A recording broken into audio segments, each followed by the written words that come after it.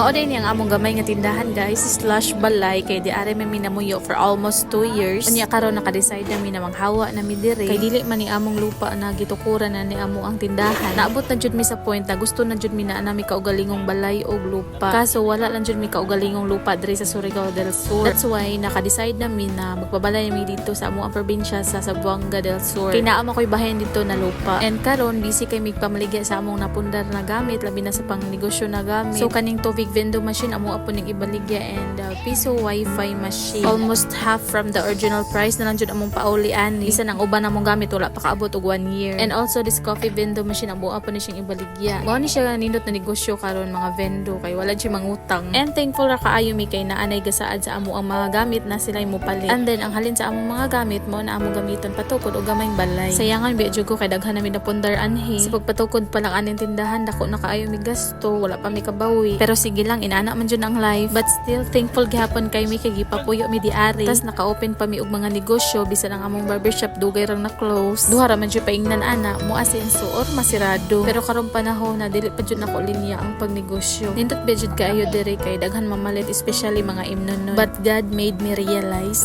na dili jud maayo magnegosyo nga ikadaot sa mga tawo. That's what happened pag hit sa 7.4 magnitude earthquake. Halos na nga buak tanan na mga liquors and also mga cigarettes na nga basa. And hantud karon maglinog gihapon diri usahay. And because of that naka final decision na gid mi na mamalhin na mi og Pinoy anan. Amuan na lang gihulat na mahurot na amo ang mga stocks diri sa tindahan ug mahuman na ang klase ni Samara. Og kaning Fujigen chiller amo pa ni siyang ibaligya gamit jud kay ni siya sa mga sari-sari store. Og kani sang among Panasonic upright freezer na wala pa ni nagtuig sa amoa. Dako jud kayo ni na freezer and grabe daghan jud kayo masulod diri na ice. And salamat kina ara dayon ni palit ani dili jud ni kamahayan na freezer kay tipid kayo ni sa kuryente. And aside from that nagabligya sa mi sa amo ang mga binuhi na baboy para dugang paggasto sa amo ang gipatukod na balay. It's too early to announce but update ko na lang kayo guys sa aming pinapatayo na bahay. So as of now ganito pa naman siya. Hindi ko alam kung saan aabot yung budget namin. Pero naniniwala pa rin naman ako in God's perfect time na kung para sa'yo